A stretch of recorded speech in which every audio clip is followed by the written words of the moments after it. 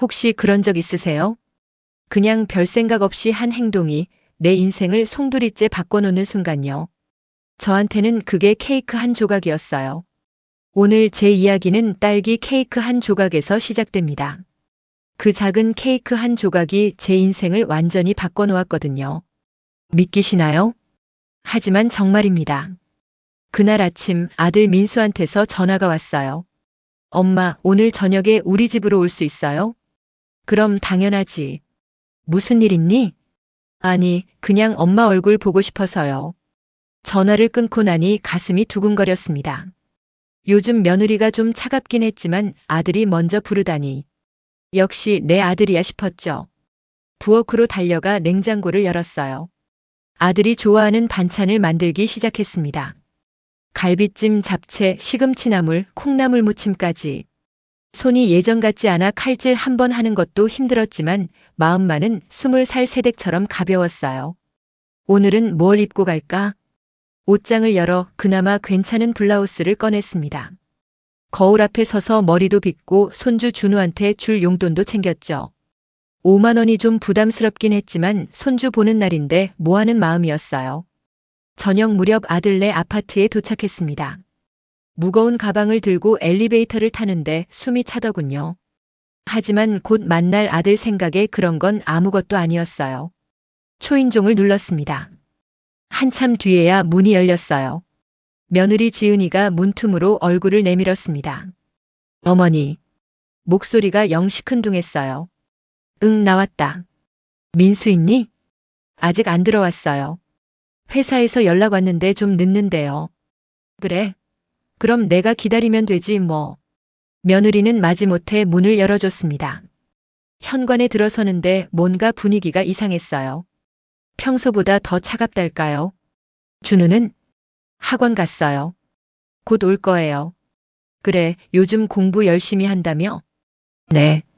대답은 하는데 눈도 안 마주치더군요. 스마트폰만 들여다보고 있었어요. 이거 민수 좋아하는 반찬 좀 해왔다. 냉장고에 넣어둘게. 네, 알아서 하세요. 주방으로 가서 반찬통들을 냉장고에 넣는데 며느리는 소파에 앉아 있을 뿐이었습니다. 전에는 그래도 어머니 수고하셨어요. 한마디는 했었는데. 반찬을 다 넣고 나오니 며느리가 말했어요. 어머니, 저 잠깐 나갔다 올게요. 친구 만나기로 했거든요. 응, 그래. 다녀와. 겉옷을 챙겨 입더니 그대로 나가버렸습니다. 어머니 혼자 계셔도 괜찮으시죠? 그런 말도 없이요. 넓은 거실에 혼자 남았습니다. 텔레비전을 켜봤지만 마음이 편치 않았어요. 민수는 언제 오려나? 지은이는 왜 저렇게 차가울까? 그렇게 1시간쯤 지났을까요? 현관문이 열리는 소리가 들렸습니다. 할머니.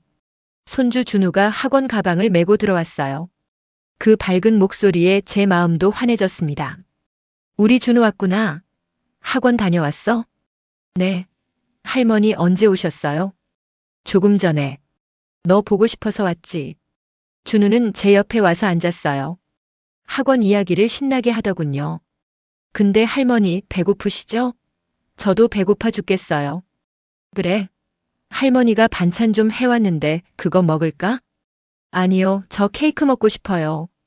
준우는 냉장고로 달려가더니 케이크 상자를 꺼내왔습니다. 예쁜 리본이 묶여있는 하얀 상자였어요. 할머니, 이거 같이 먹어요. 이거 먹어도 되니? 네. 어제 엄마가 사온 건데 괜찮아요. 딸기 케이크예요. 준우는 상자를 열어 접시 2개의 케이크를 덜었습니다. 하나는 제게, 하나는 자기가 들고요. 할머니, 이거 진짜 맛있어요. 빨리 드세요. 손주가 권하는데 마다할 수가 없었죠. 포크로 한 입 베어 물었습니다. 부드럽고 달콤한 맛이 입안 가득 퍼졌어요. 맛있지요, 할머니? 그래, 정말 맛있구나. 준우와 함께 케이크를 먹으며 이런저런 이야기를 나눴습니다. 학교 친구 이야기, 요즘 재미있게 보는 게임 이야기까지. 그렇게 오순도순 시간을 보내는데 행복하더군요. 그때였습니다. 현관문이 벌컥 열리는 소리가 들렸어요. 며느리가 돌아온 거였죠. 거실로 들어오더니 우리가 먹고 있는 걸 보는 순간 얼굴이 굳어졌습니다. 지금 뭐 하는 거예요? 목소리가 날카로웠어요. 아, 엄마 왔어? 우리 케이크 먹고 있어요. 준우가 천진하게 대답했습니다. 며느리는 급하게 주방으로 갔어요. 냉장고를 열더니 케이크 상자를 확인하더군요. 어머니, 저를 부르는 목소리가 심상치 않았습니다. 왜 그러니? 어머니, 이거 드셨어요? 응, 준우가 같이 먹자고 해서. 준우야, 넌 방 들어가 있어. 엄마, 왜? 나도 먹었는데.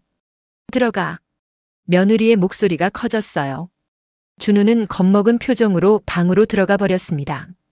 며느리가 케이크 상자를 들고 제 앞으로 왔어요. 얼굴이 새빨개진 채로요. 어머니, 이거 친정 어머니께 내일 드리려고 백화점에서 8만 원 주고 예약 주문한 건데요. 미안하다. 나는 준우가 먹자고 해서. 그래도 어른이 좀 생각을 하셔야죠. 포장까지 되어 있었는데 그게 먹으라고 있는 것 같았어요? 준우가 괜찮다고 해서. 준우는 애니까 몰라도 어머니는 아니잖아요. 며느리는 숨을 헐떡이며 저를 노려봤습니다. 친정어머니 생신인데 뭘 갖고 가요? 이걸로 준비 끝이었는데. 정말 미안하구나. 내가 몰랐어. 어머니는 맨날 이래요. 우리 집 냉장고 맘대로 뒤지시고 애들한테 이상한 옷 사주시고. 며느리는 그동안 참았던 말들을 쏟아내기 시작했어요. 저는 할 말을 잃었습니다. 고작 케이크 한 조각 가지고 이렇게까지 화를 내다니. 그때 방문이 열리더니 준우가 고개를 내밀었어요. 엄마, 나도 먹었는데 왜 할머니한테만 화내? 넌 가만 있어. 며느리가 소리를 지르자 준우는 다시 문을 닫았습니다. 며느리는 다시 저를 돌아봤어요. 그 눈빛이 참 차가웠습니다. 어머니, 오늘은 좀 가주세요. 뭐? 지금 당장요. 더 이상 같이 있고 싶지 않아요. 믿을 수가 없었습니다. 제가 지금 쫓겨나고 있는 건가요? 준우가 같이 먹자고 해서 먹었을 뿐인데. 민수 올 때까지만. 민수 씨한테는 제가 말할게요. 어서 나가주세요. 며느리는 현관문을 활짝 열어젖혔습니다. 저는 떨리는 손으로 가방을 집어들었어요. 아침부터 정성껏 준비했던 그 가방을요. 쾅! 문이 닫혔어요. 그렇게 저는 아들 집 밖에 혼자 서 있게 됐습니다. 복도에는 냉기만 감돌았고 저는 그 자리에서 한참을 움직이지 못했어요. 준우가 같이 먹자고 했을 뿐인데, 손주가 권한 케이크 한 조각 먹었을 뿐인데, 눈앞이 캄캄했습니다. 택시를 타고 집으로 돌아오는 길, 창밖으로 스쳐 지나가는 불빛들이 눈물에 번졌습니다. 기사님이 물었어요. 어르신 괜찮으세요? 네, 괜찮습니다. 괜찮을 리가 없었죠. 집에 도착해서도 불을 켤 수가 없었어요.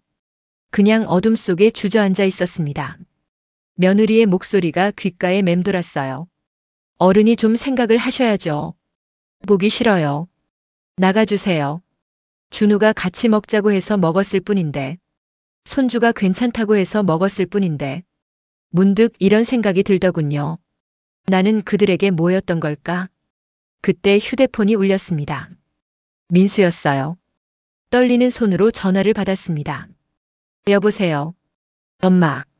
아들 목소리는 차분했어요. 너무 차분했습니다. 지은이한테 들었어요. 응. 케이크 때문에 그랬대요. 친정어머니께 드릴 거였는데. 준우가 같이 먹자고 해서. 엄마. 아들이 제 말을 끊었습니다. 그래도 엄마가 좀 조심하셨어야죠. 그 말에 가슴이 철렁 내려앉았어요. 뭐? 준우가 먹자고 해도 포장된 거 보면 아시잖아요. 아내가 많이 화났어요. 민수야, 나는. 엄마, 진정할 시간 좀 주세요. 지금 집안 분위기가 너무 안 좋아요. 며칠 후에 제가 연락드릴게요. 뚝. 전화가 끊겼습니다. 어둠 속에 홀로 앉아 휴대폰을 멍하니 바라봤어요. 아들도, 아들마저도. 전화를 끊고 나니 온몸에서 힘이 빠졌습니다. 그래도 엄마가 좀 조심하셨어야죠. 아들의 그 말이 귓가에 맴돌았어요. 준우가 먹자고 했다고 말했는데 아들은 제 말을 듣지 않았습니다. 며느리 편만 들었어요. 진정할 시간 좀 주세요. 저한테 시간을 달라고요? 저는 쫓겨난 사람인데? 잠이 오지 않았습니다. 그냥 어둠 속에 앉아 지난 시간들이 하나둘씩 떠올랐어요. 가장 먼저 떠오른 건 준우가 태어났을 때였습니다. 산후조리원 첫날부터 매일같이 찾아갔었죠. 며느리가 먹고 싶다는 건 뭐든지 해서 가져갔어요. 어느 날은 새벽에 갑자기 깻잎이 먹고 싶다고 해서 새벽 시장 열 때까지 기다렸다가 사간 적도 있었습니다.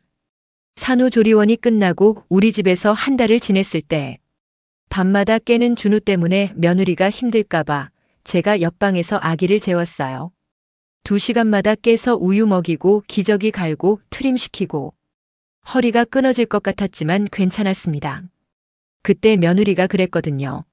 어머니 정말 감사해요. 친정엄마보다 더 잘해주시는 것 같아요. 그 말이 얼마나 기뻤는지. 그래, 이게 시어머니지 싶었죠. 그런데 언젠가부터 며느리는 친정어머니와 저를 완전히 다르게 대하기 시작했습니다. 작년 추석 때였어요. 며느리 어머니가 오셨을 때는 아침부터 야단이었죠. 어머니 편하게 앉으세요. 과일 드실래요? 그런데 제가 갔을 때는요. 어머니 오셨어요? 저 좀 이따 나가봐야 해서요. 선물도 그랬습니다. 며느리 어머니한테는 백화점 상품권, 저한테는 마트에서 산 과일 한 박스. 사진 찍을 때도 달랐어요. 명절 때마다 가족 사진을 찍는데 며느리 부모님은 항상 가운데 상석. 저는 구석이거나 아예 빠졌죠. 어머니는 됐어요. 우리끼리만 찍을게요. 그때마다 민수는 뭐라고 했을까요? 엄마 괜찮으시죠? 사진 많이 찍으면 피곤하잖아요. 아들은 제 편을 들어준 적이 없었습니다. 또 다른 기억이 떠올랐어요. 작년 겨울 제가 독감에 걸렸을 때였습니다. 열이 38도가 넘었는데 며느리한테서 전화가 왔어요. 어머니, 내일 오시기로 했는데 올 수 있으세요? 준우 봐주시기로 했잖아요. 갈게. 감기 옮으면 안 되는데 괜찮으세요? 응, 마스크 쓰고 갈게. 그날 아파트 계단 오르는데 숨이 턱턱 막혔어요. 어지러워서 난간을 붙잡고 한참을 서 있기도 했죠. 그래도 갔습니다. 준우 학원 데려다주고 저녁 차려주고 설거지까지 다 하고 집에 왔어요. 다음 날 민수한테서 전화가 왔더군요. 엄마, 어제 고마웠어요. 응, 괜찮아. 근데 엄마 다음부터는 몸 안 좋으시면 미리 말씀하세요. 그래. 아내가 어제 엄마 표정 보고 놀랐대요. 많이 아프신 것 같았다고. 그럼 왜 안 와도 된다고 안 했어? 그 말이 목구멍까지 올라왔지만 삼켰습니다. 괜찮다. 지금은 좀 나았어. 다행이네요. 그럼 엄마 쉬세요. 뚝. 전화가 끊겼어요. 어머니 괜찮으세요? 많이 힘드셨죠? 푹 쉬세요. 그런 말은 없었습니다. 아들도 며느리도. 그리고 또 하나. 준우 학원비가 올랐다며 며느리가 말했죠. 어머니 미안한데 이번 달부터 50만 원으로 올려주실 수 있으세요? 30만 원도 부담이었는데 50만 원이라니. 그렇게 많이? 요즘 물가가 다 올랐잖아요. 영어 학원도 올랐고 수학도 올랐고. 저는 민수한테 전화했습니다. 민수야, 학원비가 너무 많이 오른 것 같은데. 엄마, 요즘 다 그래요. 어쩔 수 없어요. 그래도 50만 원은 좀. 엄마. 아들 목소리가 차가워졌어요. 준우 교육은 중요해요. 남들 다 시키는 거 우리 애만 안 시킬 수는 없잖아요. 그건 알지만 엄마가 힘드시면 제가 다른 방법 찾아볼게요. 그 말에 가슴이 철렁했습니다. 다른 방법이라는 게 뭘까요? 대출 받으라는 건가? 아니면 그냥 안 보내겠다는 건가? 아니다. 엄마가 할게. 정말요? 고마워요, 엄마. 그렇게 50만 원을 보내기 시작했습니다. 제 한 달 생활비가 100만 원이었는데 그중 반을 손주 학원비로 보냈어요. 저는 제 옷 한 벌 사지 않고 외식 한 번 하지 않으면서 그런 일들이 한두 번이 아니었습니다. 제가 해주는 모든 게 당연해졌어요. 처음엔 감사합니다라는 말이 있었는데 어느 순간부터는 어머니가 해주셔야죠로 바뀌었습니다. 해주면 당연하고 안 해주면 섭섭하다고 불평하고. 그리고 그 모든 순간에 아들은 항상 저를 지켜주지 않았어요. 며느리 편을 들거나 아니면 못 본 척했죠. 엄마가 참아주세요. 엄마가 이해해주세요. 아내가 예민한 시기예요. 항상 제가 참아야 했습니다. 항상 제가 이해해야 했어요.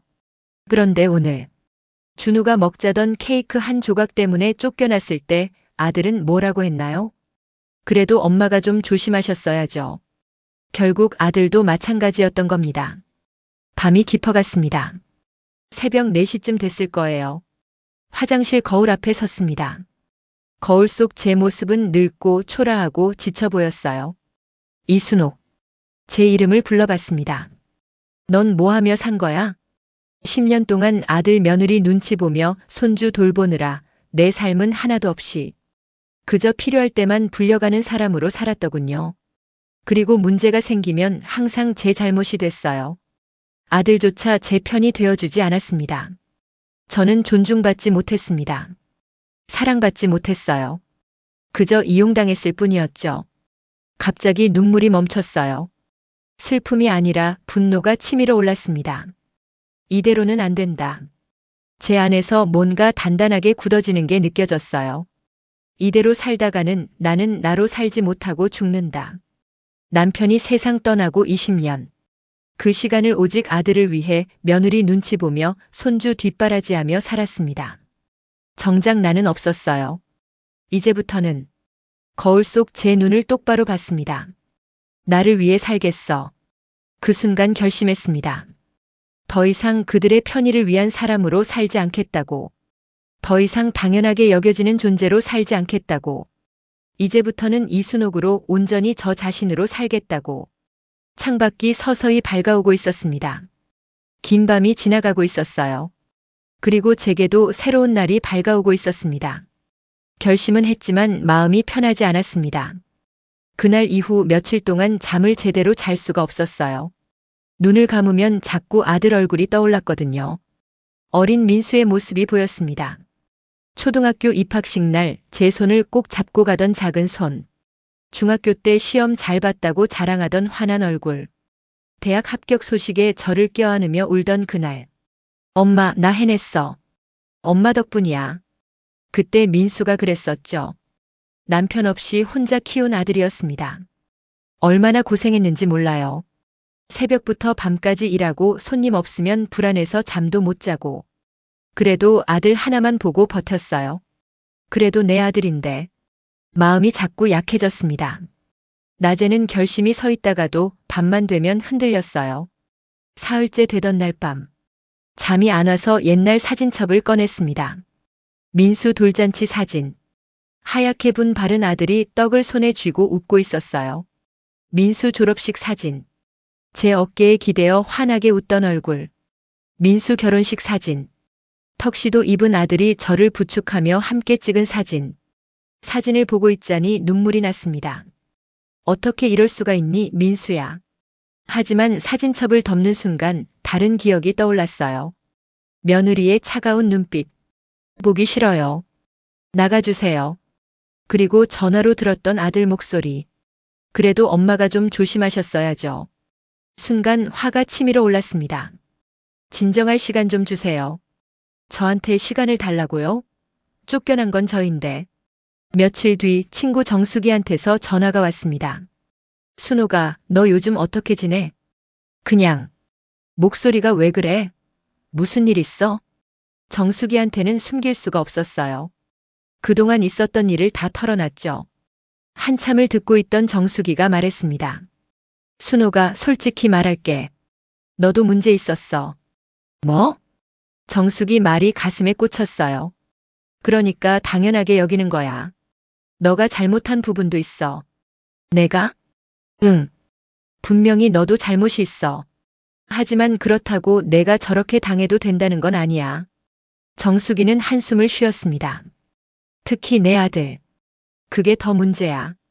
민수가? 응. 며느리가 아무리 그래도 남편이 중간에서 잘 조율했어야지. 근데 민수는 뭐 했어? 내 잘못이라고만 했잖아. 정숙이 말이 머릿속을 맴돌았습니다.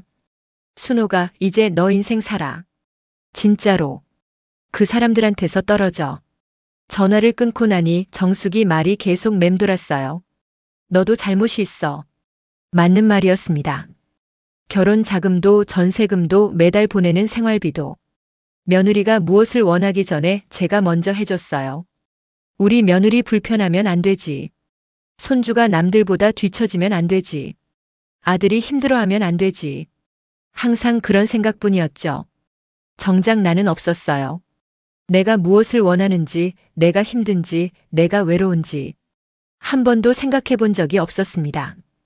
그렇게 10년을 살았더니 저는 그저 필요할 때만 쓰는 도구가 되어 있었어요. 그리고 아들. 며느리가 잘못해도 아들이 저를 지켜줬다면 이렇게까지 되지는 않았을 거예요. 하지만 아들은 한 번도 제 편이 되어준 적이 없었습니다. 항상 며느리 편을 들거나 못 본 척했죠. 엄마가 참아주세요. 엄마가 이해해주세요. 결국 며느리가 저를 함부로 대할 수 있었던 건 아들이 허락했기 때문이었어요. 내 잘못도 있었어. 거울 앞에 섰습니다. 72살 할머니가 저를 바라보고 있었어요. 이순옥. 제 이름을 불러봤습니다. 이제 어떻게 살 거야? 대답은 이미 정해져 있었습니다. 함께는 안 되겠어. 아들과 며느리, 손주와 함께 지내는 건 더 이상 불가능했어요. 서로에게 좋지 않았습니다. 저는 당연하게 여겨지고 그들은 제게 의존하고 이건 건강한 관계가 아니었어요.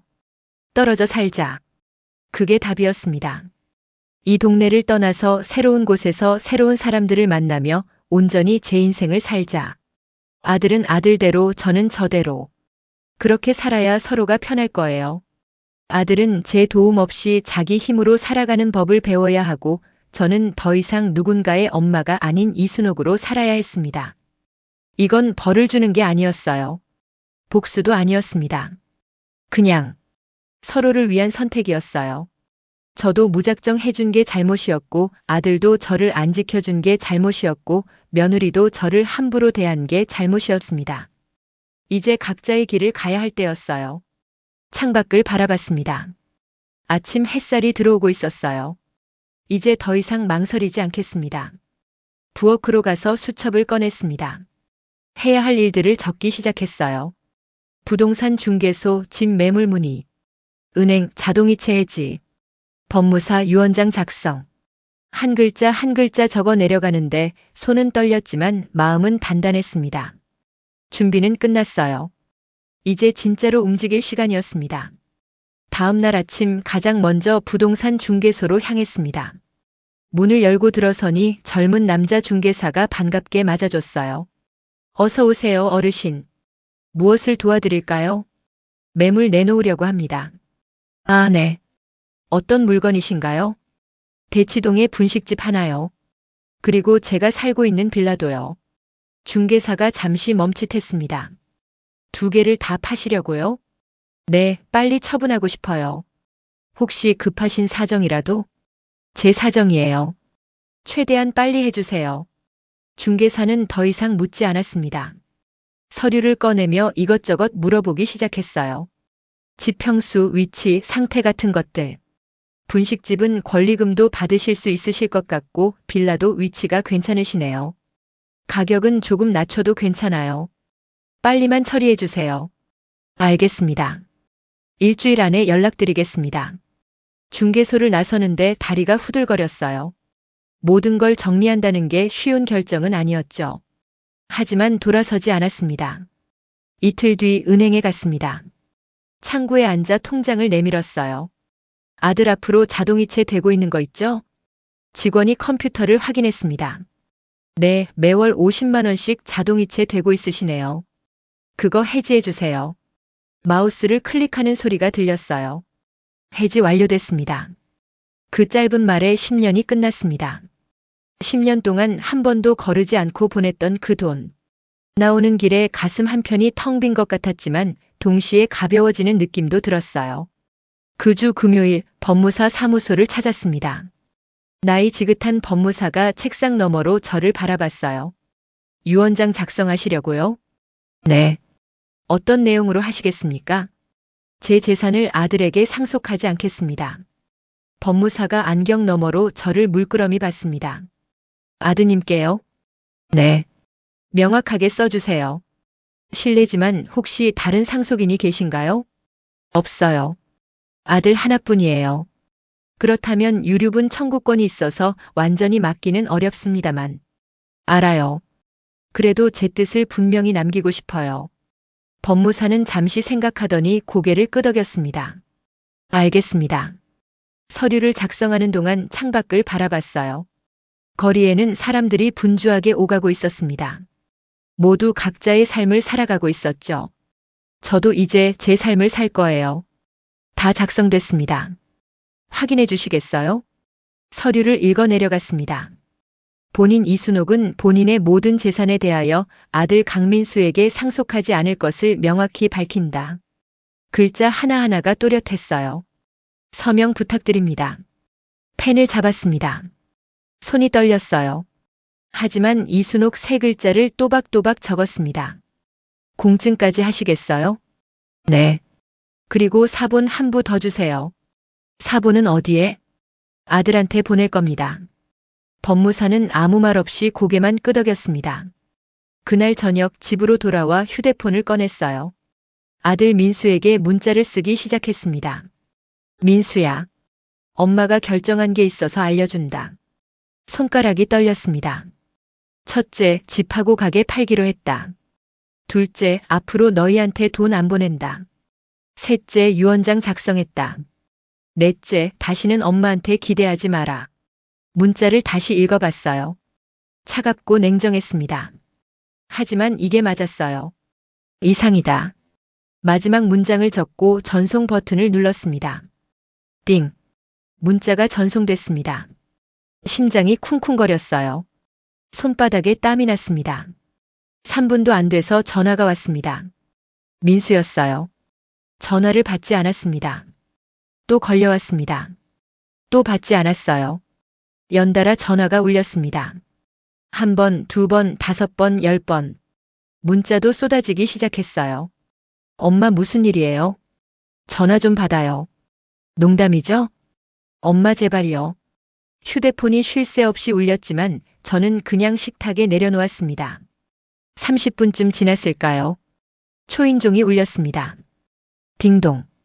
현관 인터폰 화면을 봤어요. 민수였습니다. 숨이 턱 막혔습니다. 벌써 왔어요. 딩동, 딩동. 초인종이 계속 울렸습니다. 엄마, 엄마 계시죠? 문 좀 열어주세요. 문 밖에서 아들의 목소리가 들렸어요. 저는 소파에 앉아 그냥 가만히 있었습니다. 엄마, 얘기 좀 해요. 제발이요. 아들이 문을 두드렸습니다. 쿵쿵쿵. 엄마가 왜 이러세요? 무슨 일이에요? 저는 눈을 감았습니다. 미안하다, 민수야. 하지만 오늘은 안 돼. 1시간쯤 지났을까요? 밖이 조용해졌습니다. 가슴이 아팠습니다. 하지만 문은 열지 않았어요. 밤 11시가 넘어서야 아들이 돌아갔습니다. 다음 날 아침 우체국에 가서 유언장 사본을 등기로 보냈어요. 아들 집 주소로요. 확실하게 받아볼 수 있도록. 영업일 기준 이틀 정도 걸립니다. 괜찮아요. 우체국을 나오는데 이상하게 발걸음이 가벼웠습니다. 그날 저녁 휴대폰을 확인했어요. 부재중 전화 47통, 문자 93개. 마지막 문자를 열어봤습니다. 엄마 제발. 한 번만 얘기해요. 이러지 말아요. 제가 잘못했어요. 제가 잘못했다고요? 이제야? 저는 답장하지 않았습니다. 대신 휴대폰 전원을 꺼버렸어요. 조용해졌습니다. 창밖을 바라봤어요. 달이 밝았습니다. 이제 진짜 시작이야, 이순옥. 마음속으로 중얼거렸습니다. 내 인생을 살아. 이틀 뒤 아침 초인종이 울렸습니다. 민수였어요. 인터폰 화면 속 아들은 수척해 보였습니다. 이번에는 문을 열어줬어요. 계속 피할 수만은 없었으니까요. 엄마. 민수가 들어서며 조심스럽게 불렀습니다. 앉아. 거실 소파를 가리켰어요. 민수는 고개를 숙인 채 앉았습니다. 엄마 문자 받았어요. 유언장도요. 그래. 대체 왜 이러시는 거예요? 민수가 저를 올려다봤습니다. 눈이 충혈되어 있었어요. 내 인생 정리하는 거야. 하지만 이건 너무 갑작스럽잖아요. 갑작스럽다고? 저는 쓴웃음이 나왔습니다. 민수는 잠시 말을 멈췄다가 다시 입을 열었어요. 엄마, 케이크 일은 정말 미안해요. 지은이가 너무 심했어요. 제가 혼냈어요. 저는 아무 말 하지 않았습니다. 그런데 엄마, 그 일이랑 이건 별개 아니에요?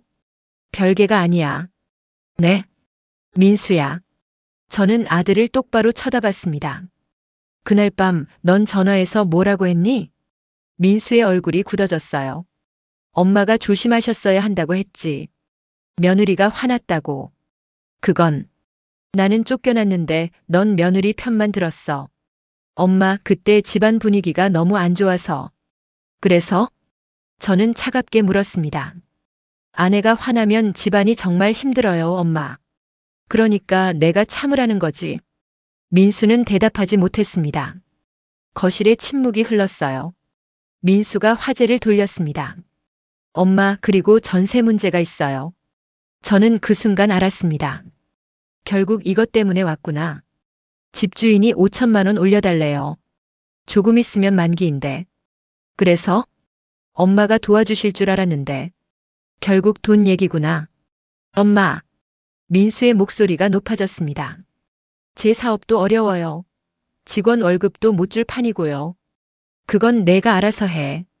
그리고 엄마가 갑자기 돈을 끊으시니까 저희가 얼마나 힘든지 아세요? 매달 생활비로 쓰던 건데. 그게 당연한 줄 알았니?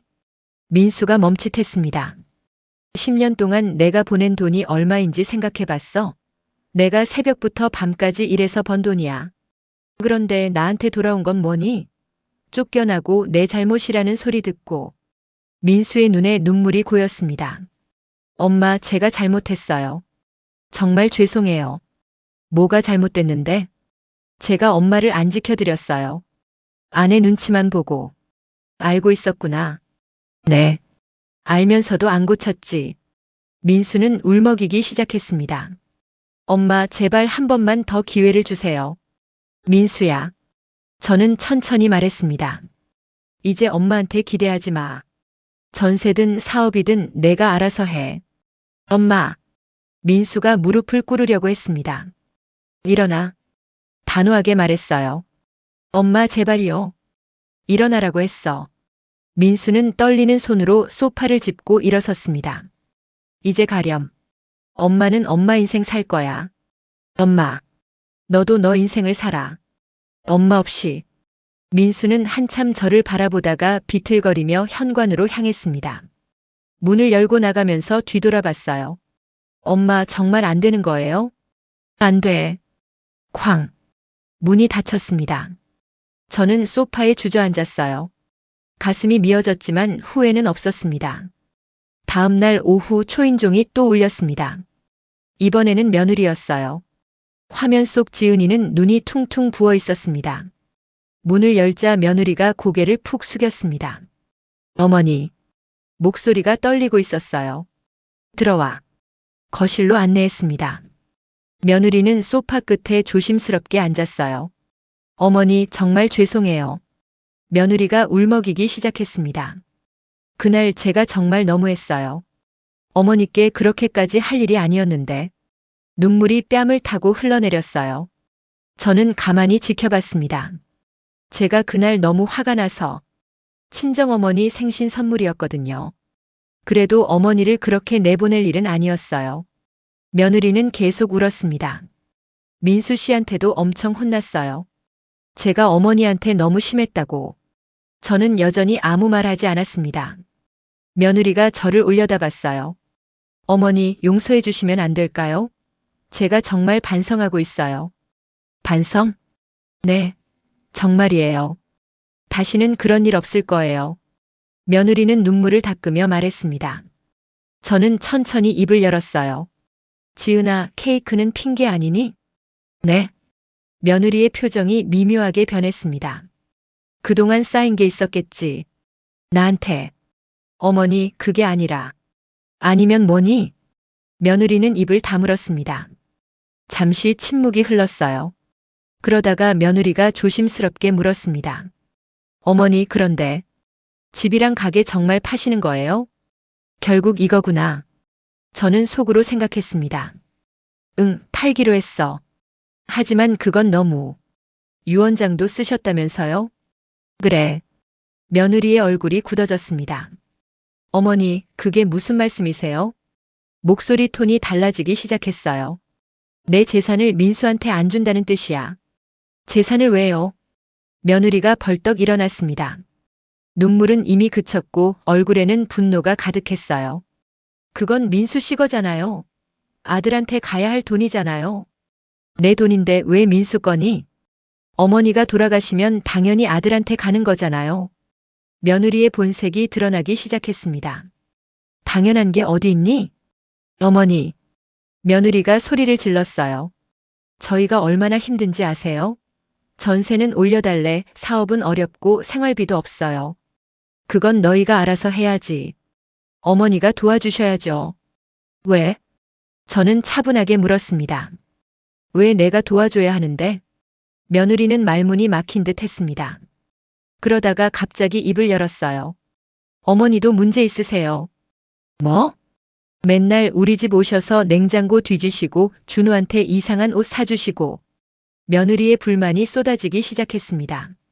친정어머니는 한 달에 한 번도 안 오시는데 어머니는 일주일에 한 번씩 오세요. 그게 싫었구나. 네. 솔직히 부담스러웠어요. 며느리는 이제 거침없이 말했습니다. 그리고 준우 교육에도 간섭하시고 제 요리에도 이래라 저래라 하시고. 저는 가만히 듣고 있었습니다. 그래서 케이크 때 터진 거예요. 그동안 참았던 게 한꺼번에. 그게 내 본심이었구나. 며느리는 숨을 헐떡였습니다. 저는 천천히 말했어요. 고마워, 솔직하게 말해줘서. 네. 이제 확실해졌네. 우리는 함께 지낼 수 없다는 게. 며느리의 얼굴이 하얗게 질렸습니다. 어머니, 나도 이제 내 눈치 안 보고 살 거야. 너희도 나 신경 쓰지 말고 살고. 어머니, 그러면 손주는요? 며느리가 마지막 카드를 꺼냈습니다. 준우는 할머니 보고 싶어 해요. 그것까지 끊으시려고요? 준우는 내가 키워. 어머니. 그리고 준우를 협상 카드로 쓰지 마. 며느리는 할 말을 잃은 듯 입만 벙긋거렸습니다. 이제 가렴. 어머니, 이러시면 정말 후회하실 거예요. 후회는 내가 할게. 넌 신경 쓰지 마.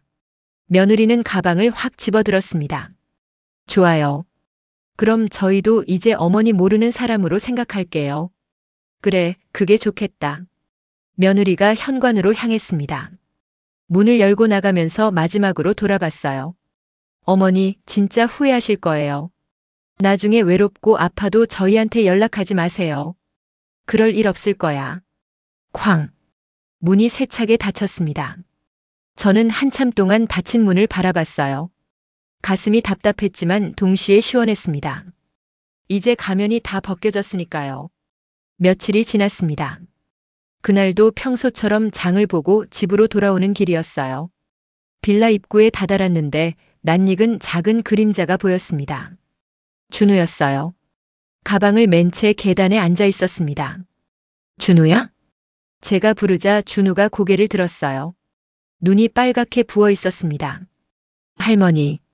준우가 벌떡 일어나 제게 달려왔습니다. 준우야, 여기는 어쩐 일이니? 엄마는? 엄마가 할머니한테 이거 전해드리래요. 준우는 주머니에서 접힌 편지를 꺼냈습니다. 떨리는 손으로 편지를 받았어요. 할머니, 여기서 읽어주세요. 준우가 조르듯 말했습니다. 편지를 펼쳤습니다. 며느리 글씨였어요. 어머니, 준우가 할머니 보고 싶다고 해서 보냅니다. 아이한테는 아무 죄가 없잖아요. 그리고 준우한테 할머니 이야기 좀 해주세요. 할머니가 왜 우리를 버리시는지. 손이 떨렸습니다.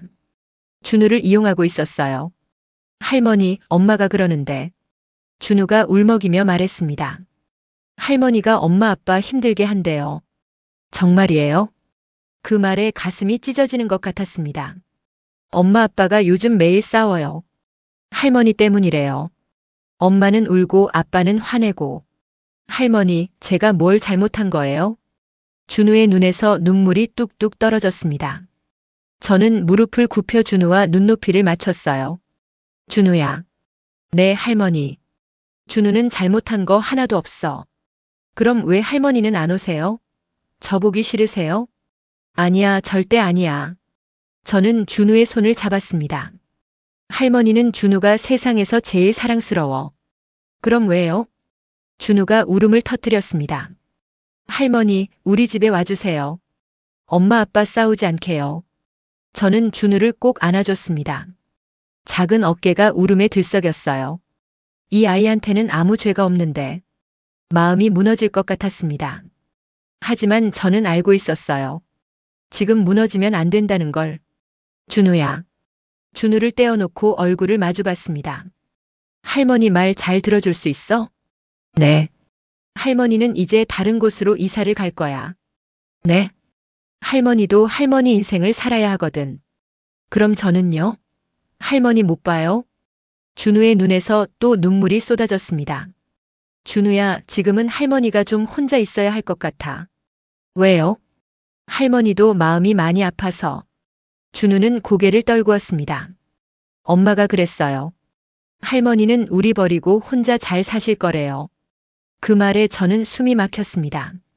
이렇게까지 하는구나. 준우야, 그게 아니야. 그럼 뭐예요? 할머니는 너희를 버리는 게 아니야. 그냥 떨어져서 좀 지내야 할 것 같아. 언제까지요? 준우가 눈물로 범벅이 된 얼굴로 저를 올려다봤습니다.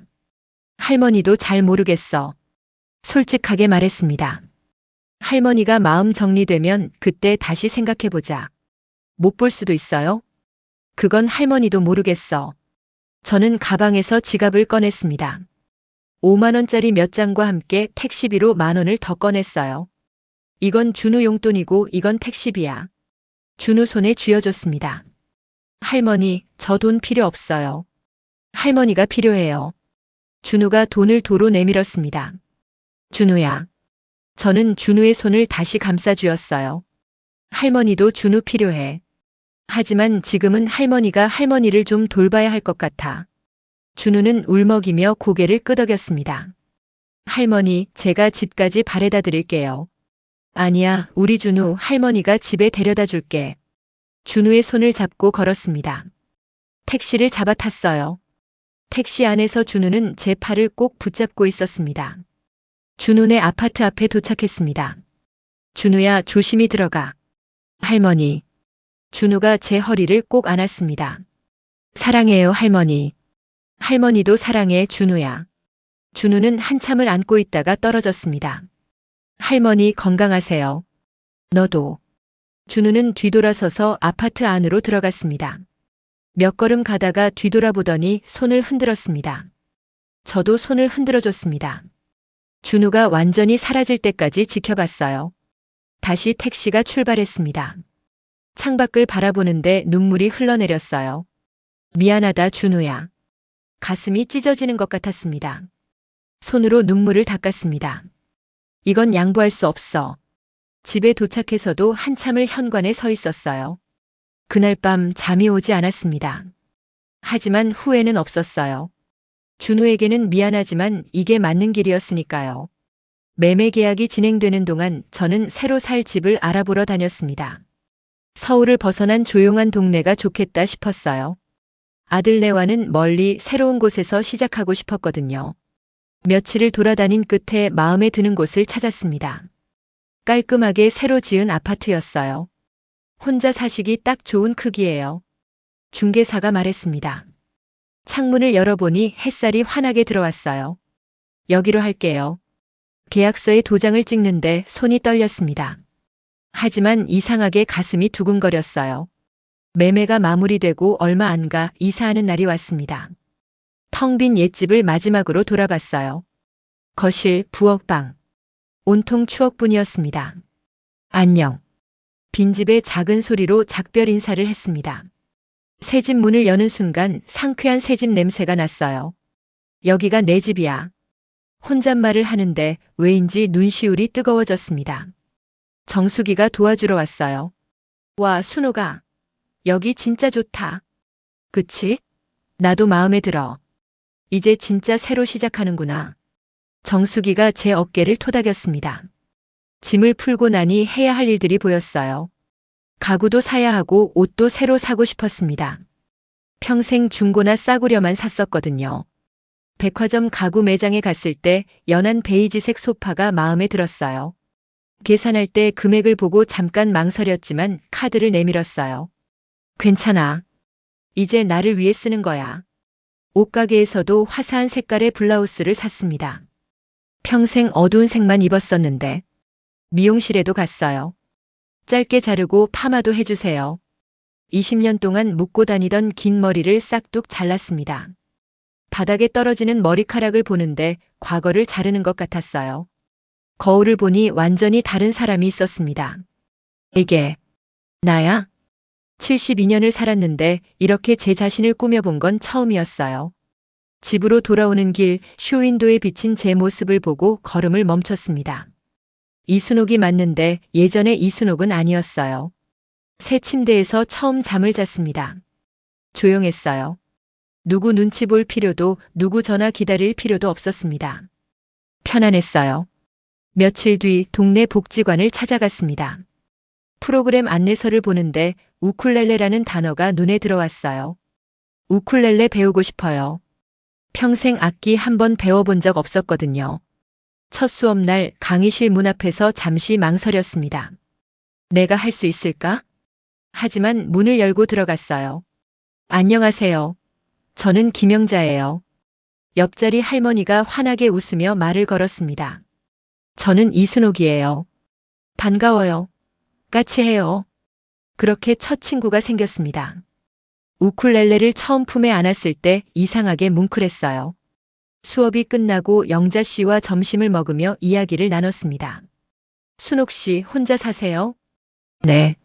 저도요. 외롭지 않으세요? 아직은 괜찮아요. 솔직한 대답이었습니다. 그날 저녁 정수기한테 전화했어요. 정수가 나 오늘 우쿨렐레 배웠어. 새 친구도 생겼고. 봐봐 잘 될 거라고 했지? 응, 내 말이 맞았어. 전화를 끊고 창밖을 바라봤습니다. 낯선 동네에 불빛이 반짝이고 있었어요. 이순옥. 제 이름을 조용히 불러봤습니다. 72년 만에 너를 찾았어. 누군가의 아내도 엄마도 할머니도 아닌 그냥 이순옥으로 사는 게 이렇게 좋을 줄 몰랐어요. 며칠 뒤 핸드폰 번호를 바꿨습니다. 마지막 남은 연결을 끊는 순간이었어요. 정수기한테만 새 번호를 알려줬습니다.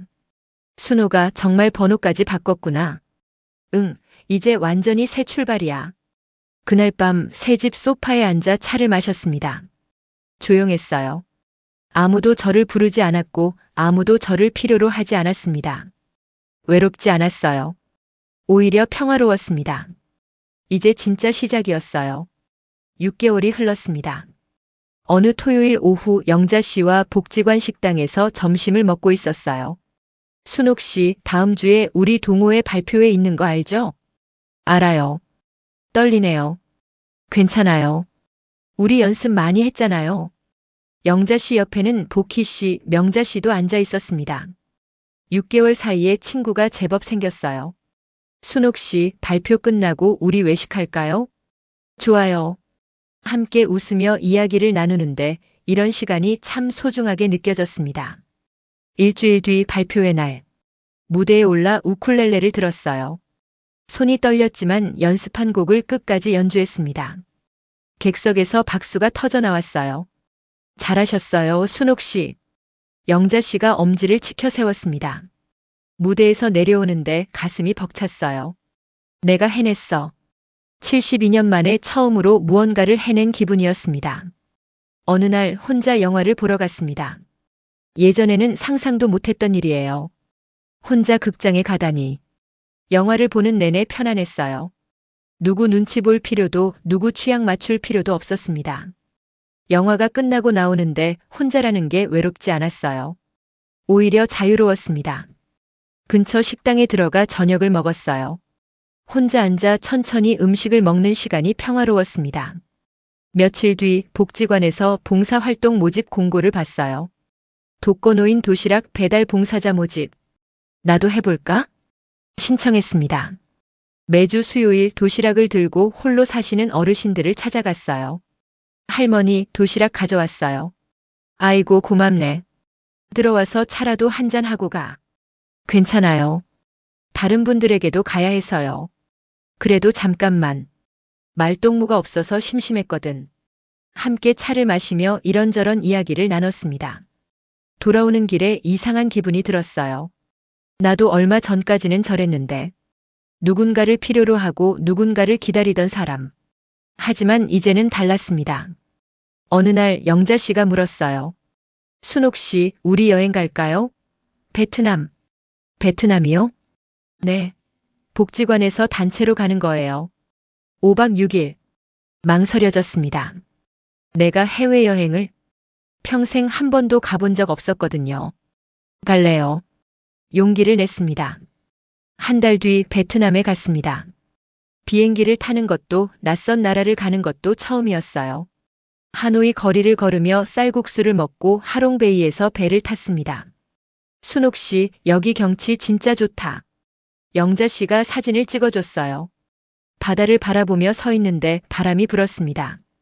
나 지금 베트남에 있어. 믿기지 않았어요. 72년을 살면서 한 번도 꿈꾸지 못했던 일들을 하고 있었습니다. 여행에서 돌아온 뒤 정수기를 만났어요. 정수가, 나 베트남 다녀왔어. 진짜? 어땠어? 좋더라. 세상이 이렇게 넓은 줄 몰랐어. 순호가. 정수기가 제 손을 잡았습니다. 너 요즘 표정이 정말 좋아졌어. 그래? 응. 예전에는 항상 뭔가 걱정하는 얼굴이었는데 지금은 편안해 보여. 그 말에 저도 모르게 미소가 지어졌어요. 집으로 돌아오는 길 버스 창밖을 바라봤습니다. 스쳐 지나가는 풍경들이 예전과 다르게 보였어요. 이렇게 가벼울 수가. 예전에는 항상 무언가에 짓눌려 있었는데 이제는 그 무게가 없었습니다. 아들 걱정, 며느리 눈치, 손주 뒷바라지. 그 모든 것에서 벗어나니 이렇게 가벼워지는구나. 그날 밤 우쿨렐레를 꺼내 연습했습니다. 손가락이 제법 익숙하게 움직였어요. 노래를 부르며 연주하는데 창밖으로 달이 떠 있었습니다. 이순옥, 너 잘하고 있어. 스스로에게 말했습니다. 후회는 없었습니다. 1년이 더 지났습니다. 어느 토요일 오후 장을 보고 집으로 돌아오는 길이었어요. 입구에 다다랐는데 낯익은 두 사람이 계단에 앉아 있었습니다. 민수와 지은이었어요. 발걸음이 멈췄습니다. 민수가 고개를 들더니 저를 봤어요. 엄마. 벌떡 일어섰습니다. 며느리도 따라 일어났어요. 두 사람 모두 수척해 보였습니다. 민수는 살이 빠졌고 며느리는 머리가 푸석푸석했어요. 어떻게 여길 알고 왔니? 정숙이 아줌마한테 물어봤어요. 며느리가 대답했습니다. 한숨이 나왔어요. 들어와. 집 안으로 안내했습니다. 거실에 서 있는 두 사람을 보니 이상한 기분이 들었어요. 앉아. 민수와 며느리가 소파 끝에 조심스럽게 앉았습니다. 잠시 침묵이 흘렀어요. 엄마. 민수가 먼저 입을 열었습니다. 정말 죄송해요. 목소리가 떨렸어요. 며느리도 고개를 숙였습니다. 어머니, 저도 정말 잘못했어요. 두 사람은 소파에서 내려와 무릎을 꿇었습니다. 엄마 용서해 주세요. 민수의 눈에서 눈물이 떨어졌어요. 저는 가만히 서서 두 사람을 내려다봤습니다. 가슴 한편이 무너지는 것 같았어요. 일어나. 엄마. 일어나라고 했어. 두 사람은 떨리는 몸으로 다시 소파에 앉았습니다. 며느리가 손수건으로 눈물을 닦았어요. 어머니, 저희 정말 너무 힘들어요. 민수가 말을 이었습니다. 저는 지금 일용직 뛰고 있어요. 건설 현장에서. 지은이는 마트 계산대에서 일해요. 며느리가 손을 내밀었습니다. 거칠고 손톱은 갈라져 있었어요. 준우는 학원은 다 끊었어요. 집에서 혼자. 민수의 목소리가 갈라졌습니다. 제 마음이 흔들렸습니다. 하나밖에 없는 아들이었어요. 저렇게 힘들어하는 모습을 보니 가슴이 아팠습니다. 도와줘야 하나. 그 생각이 스쳤어요. 엄마. 민수가 저를 올려다봤습니다. 저희가 정말 잘못했어요. 엄마한테 너무 못됐어요. 케이크 일도 엄마를 쫓아낸 것도 다 저희 잘못이에요. 며느리도 울먹이며 말했습니다. 어머니, 저 정말 반성하고 있어요. 매일 후회해요. 두 사람의 눈물을 보는데 제 눈시울도 뜨거워졌어요. 마음이 약해지는 걸 느꼈습니다. 민수가 조심스럽게 입을 열었습니다. 엄마, 그래서 말씀드리기 정말 죄송한데 저희가 너무 힘들어서 좀 도와주실 수 없을까요? 그 순간 제 마음이 식어버렸습니다. 며느리가 말을 이었어요. 그리고 집도 전세로 다시 옮기고 싶은데 보증금이 얼마나 필요한데? 제 목소리가 차가워졌습니다. 민수와 며느리가 눈을 마주쳤어요. 조금만 도와주시면. 얼마냐고. 많이는 아니에요. 그게 다니? 민수가 고개를 들었습니다. 엄마, 그게 아니라. 그게 아니면 뭐니? 제 안에서 무언가 차갑게 식어가는 게 느껴졌습니다. 진짜 미안해서 온 거 아니었어? 아니에요. 정말 잘못했어요. 며느리가 다급하게 말했습니다. 하지만 어머니, 저희가 너무 힘들어서 필요해서 온 거지. 네? 돈이 필요해서 온 거잖아. 민수가 입을 열었습니다. 엄마, 그건. 민수야. 저는 아들을 똑바로 쳐다봤습니다. 너희는 지금도 모르는구나. 뭐가 잘못됐는지. 잘못한 게 뭔지 아니? 민수는 고개를 숙였습니다. 나를 쫓아낸 게 잘못이 아니야. 며느리가 고개를 들었습니다. 나를 사람으로 안 본 게 잘못이지. 어머니, 너희에게 나는 그저 편리한 존재였을 뿐이야. 필요할 때 쓰는. 그런 게 아니에요. 며느리가 외쳤습니다. 그럼 뭐니? 저는 차분하게 물었습니다. 진심으로 미안했으면 그냥 사과만 하고 갔겠지. 하지만 너희는 결국 돈 얘기를 꺼냈어. 사과는 돈 얻으려는 수단이었구나. 민수가 고개를 떨구었습니다. 엄마, 그런 게 아니라. 정말 죄송한데 너무 힘들어서. 힘든 건 내가 해결해야지. 엄마, 나는 너희 ATM이 아니야. 며느리가 눈물을 쏟으며 말했습니다. 어머니, 그럼 저희 어떻게 살라고요? 그건 너희 문제야.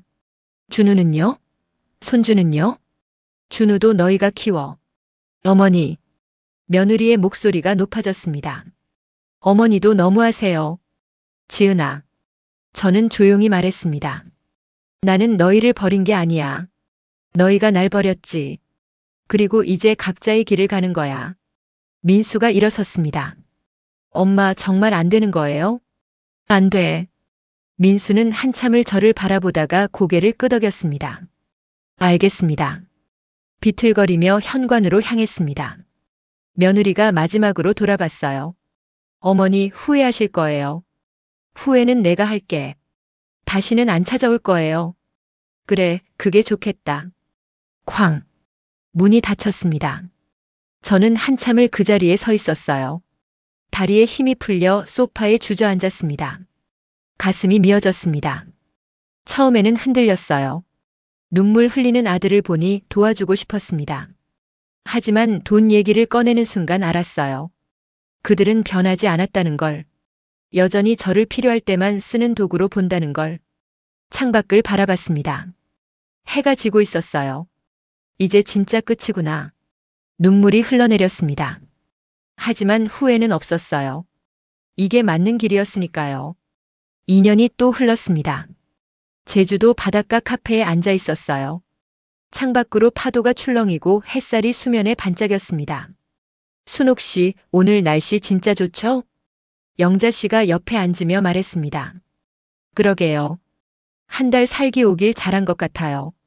내일 우도 가기로 한 거 기억하죠? 당연하죠. 우쿨렐레를 꺼내 연주를 시작했어요. 카페 안에 있던 사람들이 하나둘 박수를 쳤습니다.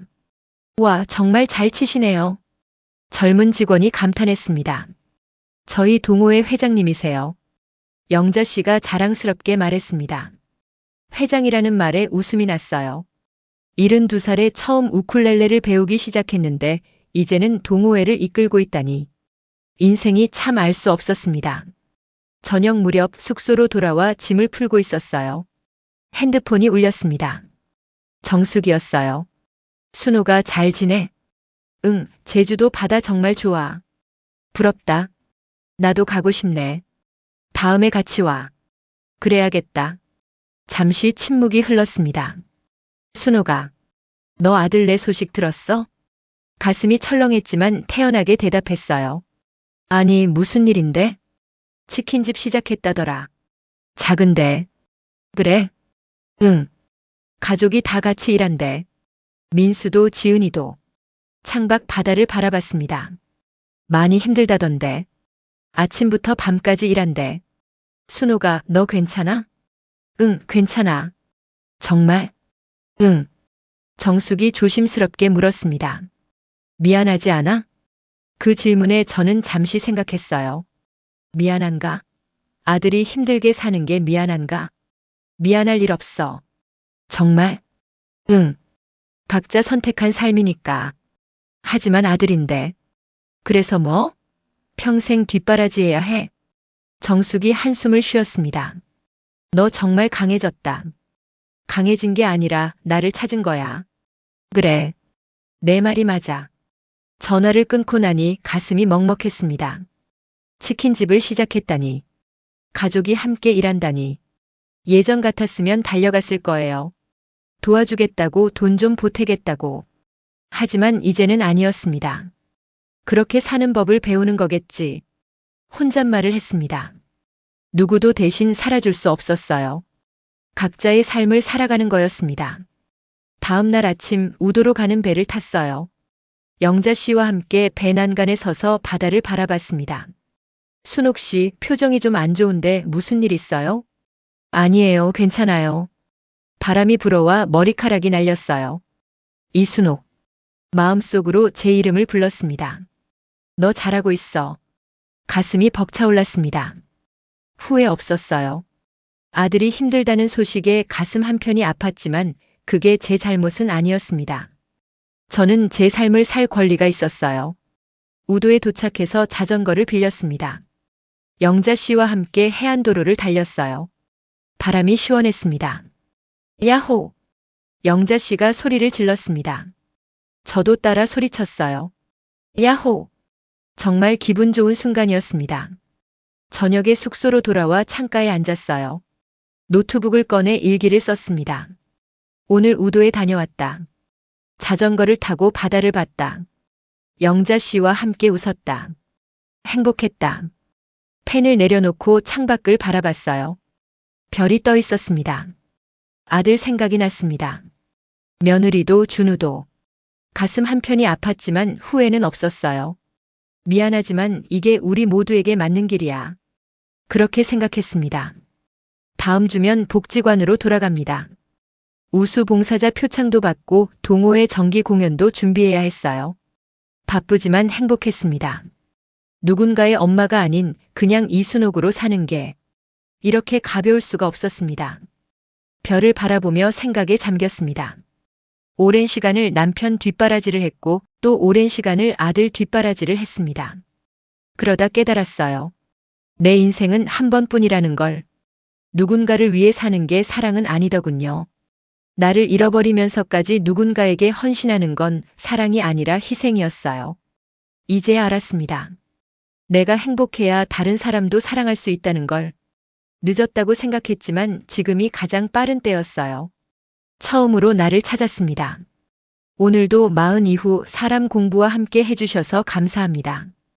이 이야기가 여러분 마음에 작은 울림이 되었다면 좋아요와 구독 그리고 알림 설정 부탁드립니다.